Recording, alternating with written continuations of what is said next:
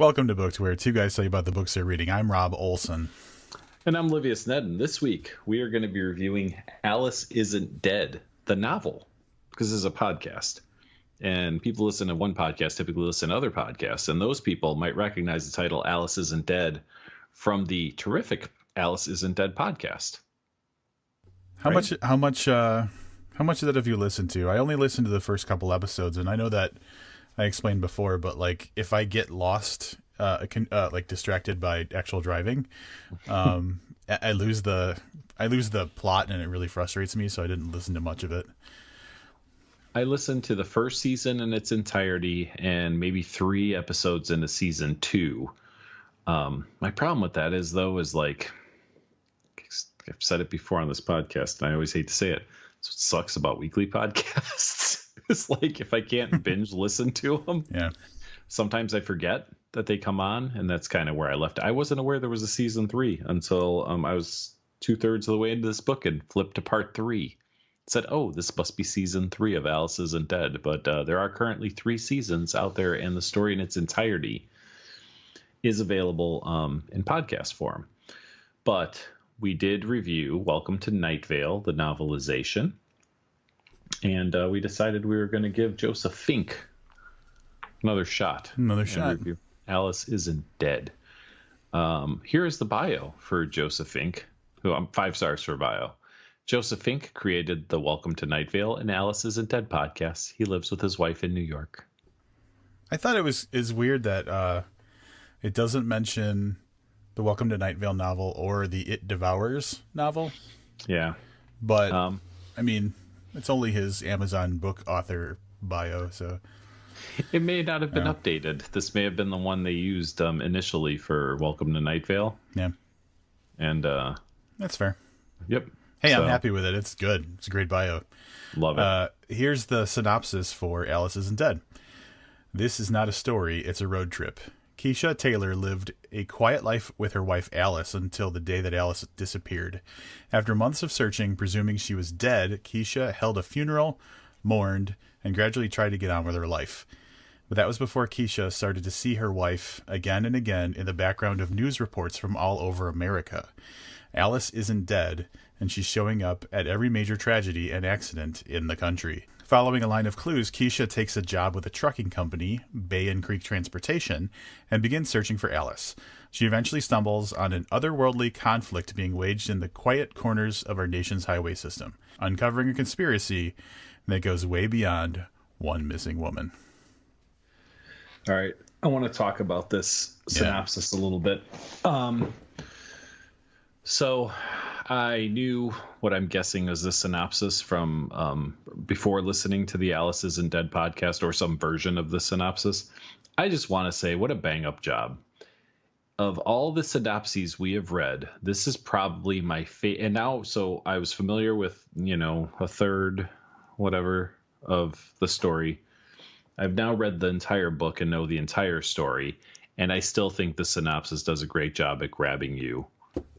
With really interesting, I don't want to say wording, but just really with an interesting layout of the story that inspires me. Like I've read the book and you just read that and I was like, yeah, I want to read this book. I've already read the book. You know what I mean? Like it's done that well.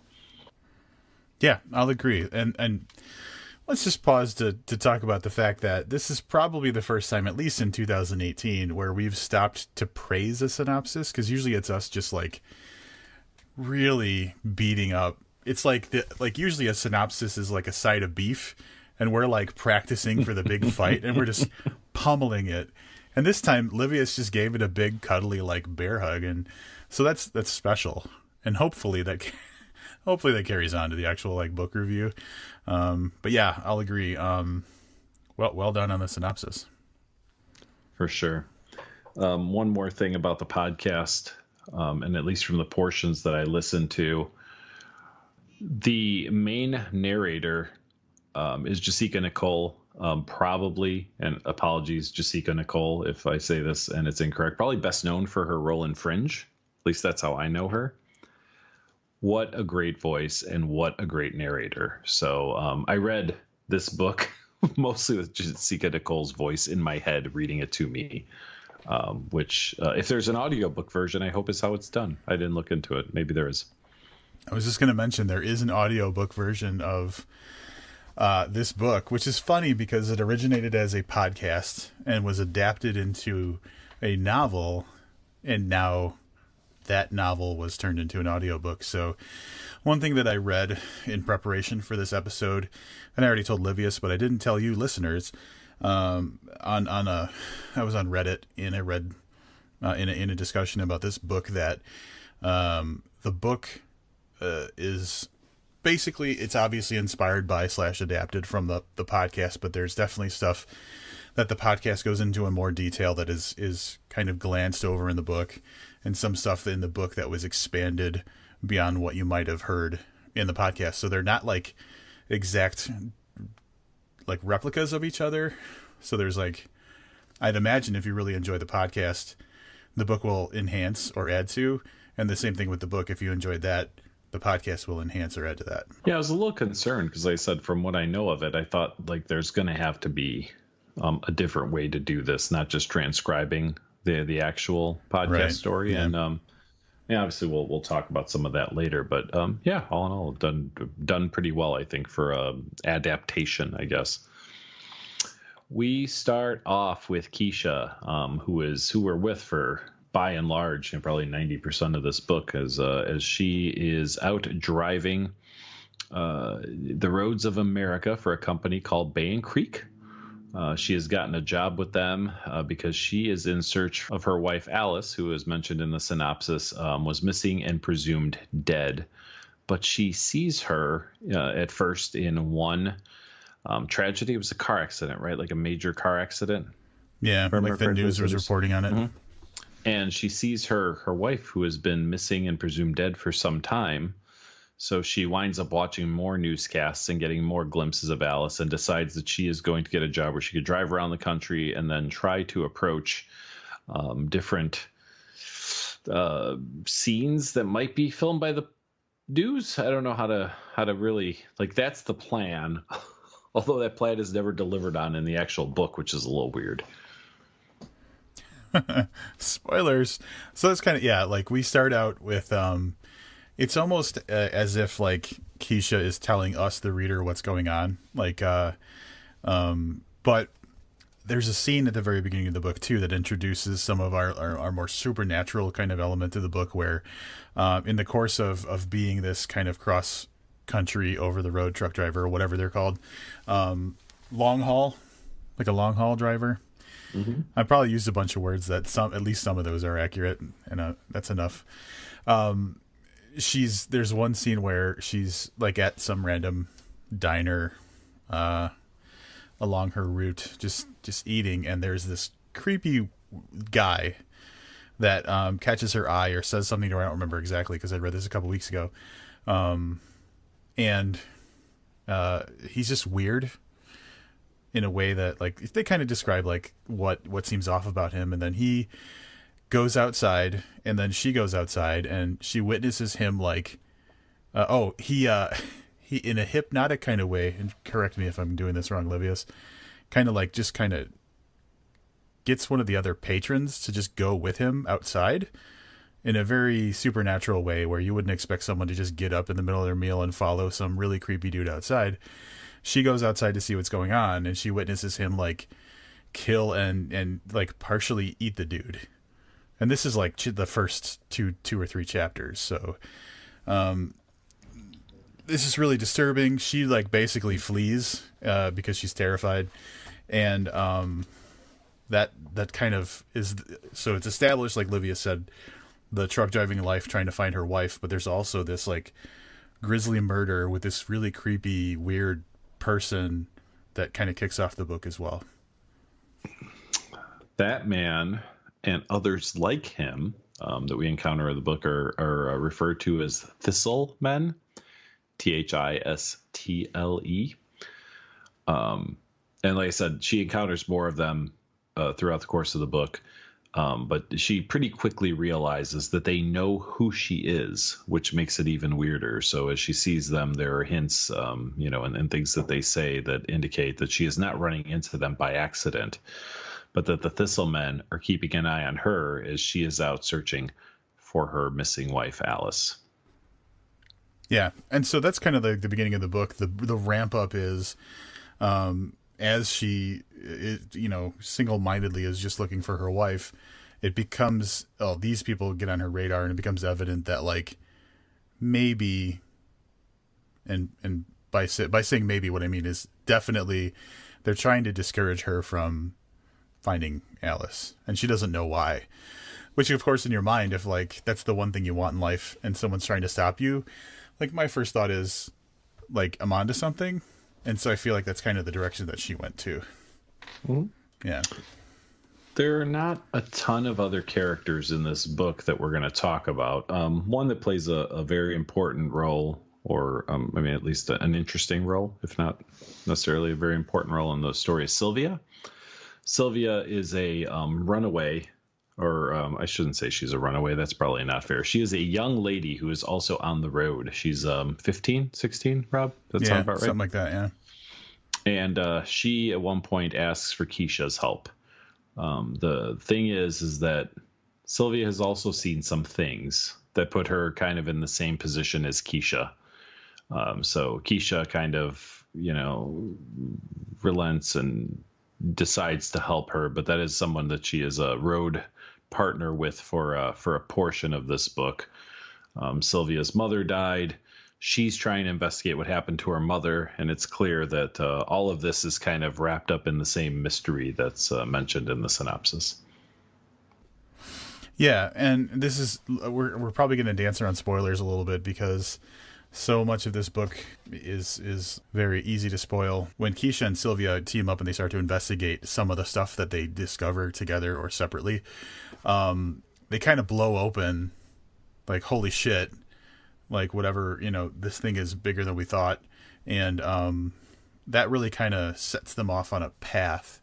So, and this is all really early in the book. I'd say within the first, 20-25%, you have a good idea of the overall kind of, scale of what's going on. But it's, how the story unfolds in that ensuing 75% that makes the book very interesting and compelling, because you really want to figure out what's going on, why, who's involved, and stuff like that. So it does.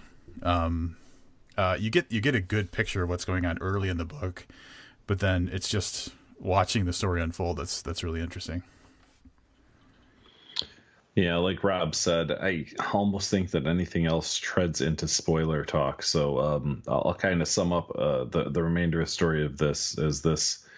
There's a lot of driving. There are a lot of different towns that this takes place in, but all of it focuses around Keisha's search for Alice and the Thistlemen, by and large. Yeah. So one of the things that is a very prominent thing, and there's even now we got review copies of the book, so I don't know what the actual finished book looks like, but in the beginning there's a message from the author talking about anxiety. Did you read that, Livius? I did. Yeah. And so having anxiety and fear plays a huge part in this book for reasons that should be obvious by now. But it's a real focus. It's a huge theme of the book. So outside of the fact that things are terrifying, there's a big theme of the book of when you have this constant anxiety and fear in your life. There was one thing that they said at one point in the book. It's I'm not afraid to be afraid, or something like that. If you remember, is that what it was? I'm not afraid to be afraid, or yeah, I'm not afraid of feeling afraid. Yeah, and as Rob mentioned, that comes from being afraid so often. Right. Anything you do a lot, right? You become accustomed to. You learn how to handle it. Yeah. Yep. So Keisha's not afraid of being afraid, which obviously anxiety and fear, as Rob mentioned, can cause some issues in this, but that type of attitude can also be a little empowering at times. Right. The constant exposure to fear has strengthened you to handle the fear. And so there's overall themes of, obviously, I mean, if you lay it down, and this is, I hope, not spoiling anything. I don't think it will. There's these supernatural things that are murdering and terrorizing, versus a normal person. You're going to have tons of fear, And I mean, I personally would choose to not confront the terrible, scary supernatural possible monster people. But this is a book and it has to be entertaining, so they might not make the same choices as me. A story about you avoiding conflict would be like the most boring book ever. That's probably why, like, I stopped trying to be a writer too, because like I would want to do that. Like, I'd want to write those stories of avoiding conflict. You know who'd love that? Caleb Ross, because that guy hates conflict. Caleb Ross also hates writing. And writing. Yeah. So I guess what I want to say is, like, and chickens. Oh, wow. That's a deep cut I don't think anybody's going to understand. Nope. The whole idea of anxiety and not being afraid to feel afraid, that whole thing, because he does that as kind of a forward, it helped me kind of look for that in the book and appreciate deeper how much anxiety is a theme in this book, and handling and facing your fears as well. Yeah, he also talks a little bit about his own issues with anxiety, which is interesting. And then, I don't know. I mean, knowing that the author is writing from a place where anxiety is something that's a part of his life, it maybe lends a little more authenticity to the anxiety in the book, which I guess helps. So again, not super spoilery. That's in the forward. And I think that could be a little bit of an explanation of like the monster people, because they're still people, but there's something off and there's something unsettling and horrible about them. And they could be an analogy to the people in his life that cause him anxiety and stuff like that. Sure. For sure. Yeah. Writing style, smooth as glass, man.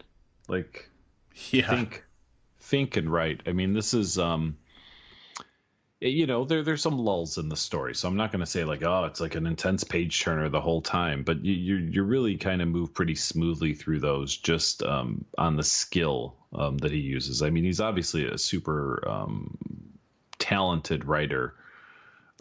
That's a good storyteller too, for the most part. I mean, so this book reads really, really easy and quick. Yeah, and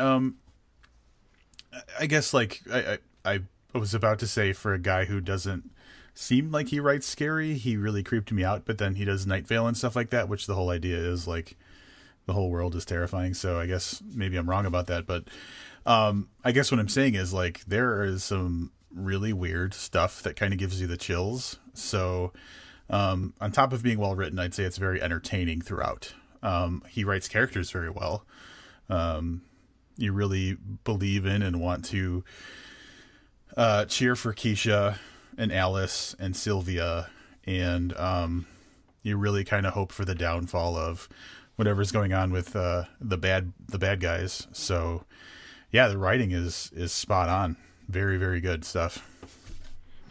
There are some things that we're going to want to talk about that are spoilery. And, this is the thing I hate, because Rob and I are going to go over spoiler talk. We're going to talk about some things, and then I'm not going to be able to talk about those things in my wrap up. Yeah. And it becomes a challenge. So we're going to try to work through this challenge. In the event that you're new to this, spoiler talk is something that's offered to our patrons at patreon.com/booked. For as little as $1 a month, you'll get occasional spoiler talk on books, where we'll go over for 10, 15 minutes, 40 minutes in some cases, and talk about things we can't talk about here, which in this case is like 3/4 of the book. So we're going to go do that now while it's fresh in our minds. And then through the magic of editing, we will be back in a few short seconds to go into our wrap-ups. All right, everybody, we are back from spoiler talk. Some contentious talk, some back and forth, a little bit of compromise. I mean, it was a pretty interesting discussion. For sure. 100% super spoilery. So you have two options. If you want to hear us muddle through the behind the scenes stuff, and you're not going to read the book, go ahead. I don't know how much sense it's going to make. If you've read the book or listened to the podcast, I think there's definitely some worthwhile conversation there. And if you have any input one way or the other, if you have read it or listened to the podcast, feel free to shoot us a message or an email and let us know what side of those contentious arguments you're on, or present another third side that maybe neither one of us saw. There you go. Or if you're Joseph Fink, bookedpodcast@gmail.com. Happy to have you on to talk about the book as well, whether or not you listen to our spoiler talk. Exactly. I'm going to let you kick off the wrap-ups. All right, so I'll kick things off. I want to say that we've had an interesting kind of relationship with the creator of the author of this book, creator of Night Vale, because we talked about the podcast a decent amount before we actually read and reviewed the book, and then we had Jeffrey Craner on to talk to us about the Night Vale book. I was really tempted to do the It Devours book as a review, but it just didn't line up with, I don't know why this is part of my wrap up, but anyway, they've always been interesting, and the Night Vale book was so well done, and there was such it was such a rich area for conversation that it was a no-brainer when Livius mentioned that Alice Isn't Dead was being novelized, that we would talk about this, because our experience with their writing in the past was that it was just so interesting and so full of really kind of thought-provoking things that it was natural to talk about it, because that's what we do. I said all the important things before. Great writing, character development was very good. I believe there was definitely some time at the end of the book where I cried, so there's that. You can check that off on your book to bingo card. Rob cried like a bitch. And yeah, it was just a very entertaining book. I liked it through and through. I liked what it was doing. I liked the kind of fable / whatever you want to call it, quality that it has about like what happens when you become when you embrace the negative, dark, hateful things in life versus when you try to fight back against that, which is really kind of the overall theme of the book. And yeah, I don't know. It's just very entertaining, and I'm so tempted now to go back and listen to the podcast when I'm not driving to see where the story is different or how they complement each other. Because yeah, it's just a fascinating story, and I want to unlock some of those things because there's things that in the book where you could hear more about it. So probably going to do my best to get through listening to the podcast version as well. Overall, really enjoyed this. I think this is a 4-star book. I am an on and off listener of Night Vale. A fan for sure, but not something I listen to regularly. I really liked season 1 of Alice Isn't Dead, which is a testament to not just to Joseph Fink's writing, but to Jessica Nicole's delivery, which I think is just brilliant. When someone asks me about a podcast, I usually throw out Alice Isn't Dead, because I have not heard a narrator I like better than Jessica Nicole in that style, like that first person style podcast. So I come to this with really high expectations, I guess. And for the most part, it really, really delivered. I am chalking this up to synopses. This is the new level for a synopsis. Like, this is to be great. You have to be Alice Isn't Dead great in your synopsis. I was a little let down towards the end of the book in some of the reveal stuff, which I went into in detail in spoiler talk and obviously can't mention here because it's literally like page before the climax of the book. That being said, it is really well written. I really like Keisha as a character. I really like the overarching story. So I'm gonna read it from the synopsis, so it's not spoilery. An otherworldly conflict being waged in the quiet corners of our nation's highway system is great stuff. That being said, I'm going to detract some points for what I was unhappy about the book. What I was unhappy with the book about. I don't know what the stuff I didn't like there, which is still going to land me right with Rob at 4 stars. I think honestly, this could have been a 5-star book, and it fell just a little bit short for me. Well, there you go. Another favorable, I think pretty favorable review of something they grew out of our knowledge of Night Vale. So I think this is becoming one of those things where when a book comes out of that camp, I'm going to be very willing to check it out, whether it's a Fink book, a Fink Craner book, Craner alone, whatever it happens to be. I trust it. I guess Craner had another podcast, and I couldn't get into it at all. The Within the Wires or whatever? Yeah, I tried, and just, I just don't get it. I don't even know if I'm supposed to get it. Wasn't that the one, and correct me if I'm wrong, but like it wasn't like self-help tapes or something? Like it was supposed to be like something weird like that, or a psychological something? Everything that you just said. Okay. Try listening to one episode of that, and you're going to be like, what the fuck did I just listen to? But yeah, okay. The comparison I want to make to this book, have you ever seen the movie Predestination? I should have done this in spoiler talk. Okay. So I really like time travel movies, and I know we've talked about that here on the podcast. Yeah. And Predestination is so close to getting it perfect, except, and this is how I feel about this book, not that it's the same thing, there is a plot hole in Predestination that makes it not work. It actually negates the entire movie, and that's not what happens in this book, but it's the same thing. Like, I think like so there's one thing, 95% of it is good, but then the thing that happens, that 5%, is enough to take it from perfection to like pretty good, really good. You know what I mean? Yeah. So it's like I always, in talking to people about time travel movies, I always go, Predestination's really good, but god damn it, there's this one plot hole I'm not going to give you. I'm not going to tell you what it is. And I think a lot of people just go right past it and don't even see it. But it's like once you see it, you can't unsee it. Yeah. So that's kind of the same thing as this. Like I said, it's not a plot hole. It's not the story plays out just like the author wrote it. Nothing like that. But there's this 5% that I don't think I'll be able to think about this book without thinking about that 5% and it taking it from being perfect to not so perfect. So yeah. There you go. And there you have it. Anything new going on with you?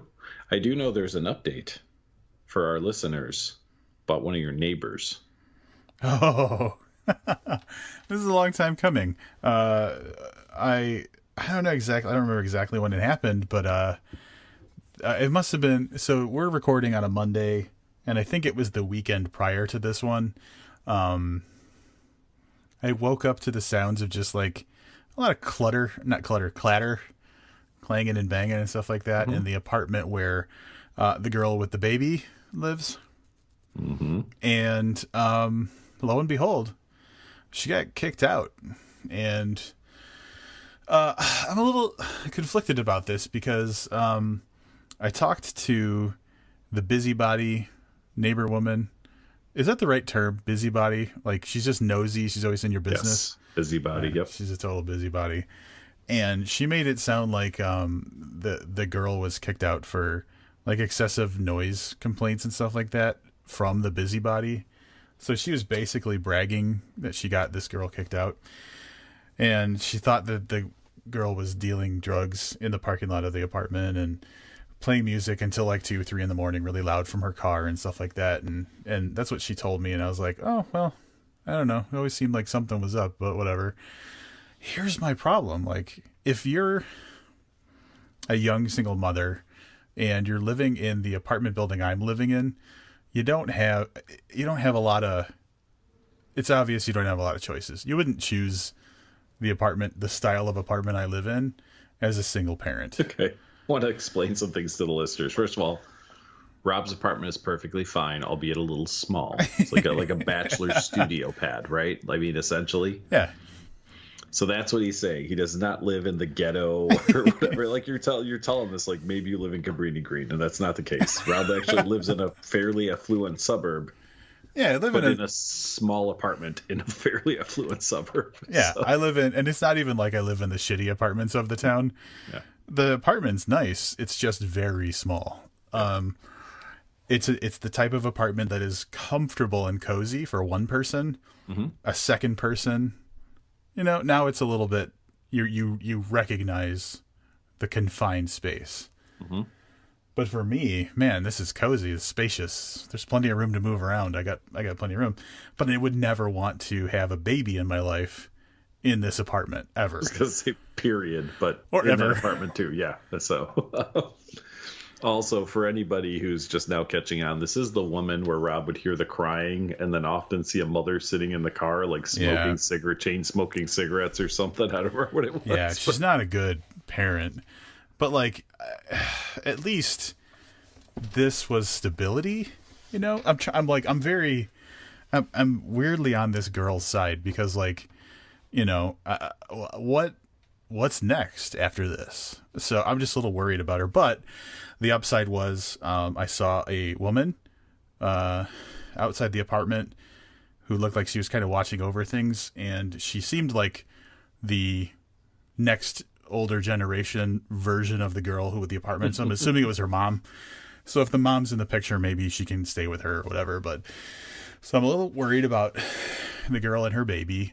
But with the mom in the picture, I think it's going to be okay. Well, and she moved out. She wasn't like evicted. You know what I mean? It sounds like she moved out of her own volition, right? No, like she got kicked out. No, but I'm saying like it wasn't like a sheriff thing where they put her stuff out on the street. Like she left in a time frame. Yeah. Yeah, they gave her a get out by this time, and she did. Yeah, and that usually means you've got somewhere to go. Growing up with parents who are landlords, the process to evict someone is not quick and easy. Yeah. And you can get months, depending on the state you live in. In Illinois, you can get months before you're actually physically removed from the property. So when you see something like you say someone got kicked out, but they actually leave like with their own truck and stuff, that's usually a better situation than it could be. Because the other option is, and you may have seen this at some point, where you're like, wow, that looks like someone's entire belongings are on the curb. And that's because the sheriff's department moved all their stuff outside. So, which is a very different situation. At any rate, well, I guess if you hear any more babies crying in the middle of the night, then it's just definitely ghosts now. Yeah, it'd be a lot spookier. But I will tell you, like I said before, when the baby wasn't around, I had a hard time sleeping. I've taken to turning on, Livius, you know what this means. Like so like the bathroom is right on, it shares it's on my bedroom. So I've taken to turning on the bathroom vent, as like white noise almost, and like kind of shutting the door over. So it's just like a distant like noise. To help me get to sleep, because the total silence just is too much right now. Wow. It's kind of weird. There are some great white noise apps that you can download. I've considered that. This is just easier. Because like when in the summertime, my little air conditioning unit makes a very similar noise to what the bathroom vent will. So it's easy. Yep. Yeah, that's my home life. Fascinating. I should have just let people think you lived in the ghetto. Yeah, it was. I mean, that's the thing. I like my apartment a lot, and that's why I've been here. This is my 4th year. But I would never want to be a single parent in this apartment. Never. No. I mean, you wouldn't even want to live with somebody in that apartment. No, my God, no. Yeah. So, to be honest, though, I've lived with someone in a smaller space than this. Good Lord, really? Yeah. Wow. All right. Yeah.